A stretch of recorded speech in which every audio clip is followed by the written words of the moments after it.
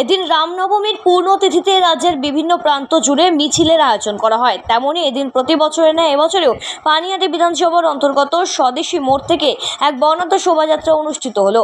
জয় সাহার তত্ত্বাবধানে প্রতি বছরের ন্যায় এবছরেও কয়েক হাজার মানুষকে নিয়ে এদিনের এই শোভাযাত্রা সাজিয়ে তোলা হয়, যেখানে রামলালার মূর্তিতে আরাধনার পর অস্ত্র হাতে রামলালার মূর্তির প্রতীকী বানিয়ে এদিন সনাতনী হিন্দুদের সামিল হতে দেখা যায় এই দিনের এই শোভাযাত্রায়।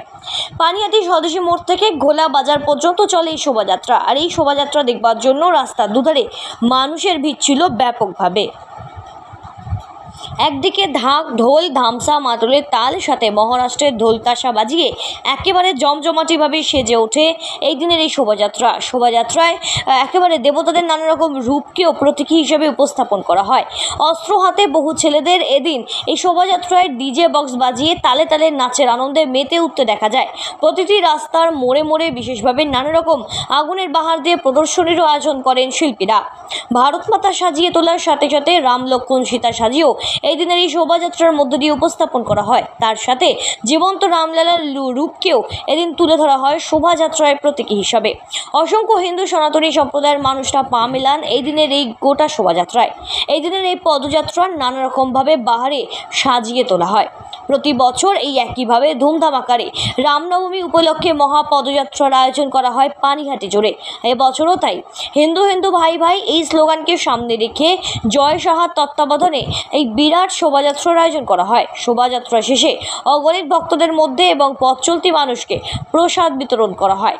মহিলা পুরুষ নির্বিশেষে এলাকার বহু সাধারণ মানুষ এদিনের এই শোভাযাত্রায় সামিল হন। ডিজে বক্স বাজিয়ে আনন্দমুখর হয়ে ওঠেন এই দিনের এই শোভাযাত্রায় অংশগ্রহণকারী সকল সনাতনী হিন্দু মানুষরা। মিছিলে আমরা হাঁটবো, সনাতনী ভাই বোনেরা হাঁটবে, কে বাধা দেবে? কারা বলতো রাম বহিরাগত? রাস্তার দুধারে দেখুন সনাতনী হিন্দু ভাই বোনরা শোভাযাত্রায় কিভাবে আমাদের মানসিকভাবে সমর্থন করছে।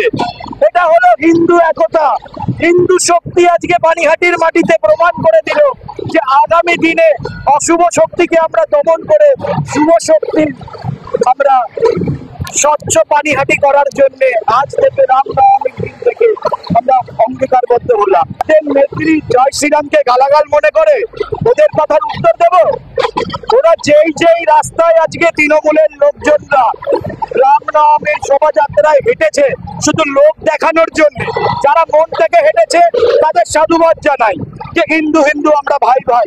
কিন্তু যারা শুধু লোক দেখানোর জন্য রাম নামে নত হয়ে যারা আজকে এই শোভাযাত্রায় হেঁটেছে, সেই রাস্তাগুলো আমাদের গঙ্গা জল দিয়ে শোধন করাতে হবে, কারণ তাদের নেত্রী জয় শ্রীরামকে গালাগাল মনে করে।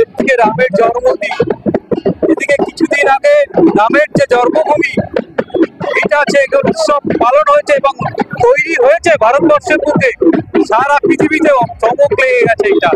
এবং সনাতনী ধর্মরা খুব জেগেছে এবং সনাতনী যে ধর্ম এই রক্ষার জন্য সমস্ত ভক্তরা এবং সমস্ত মানুষ এগিয়ে আসছে। তাই রাম জন্মদিনের আজকে সে জন্মদিন পালন হচ্ছে।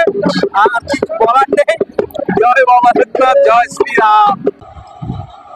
পানিহাটি থেকে সৃঞ্জিনী পোদ্দার রিপোর্ট, সঠিক বার্তা।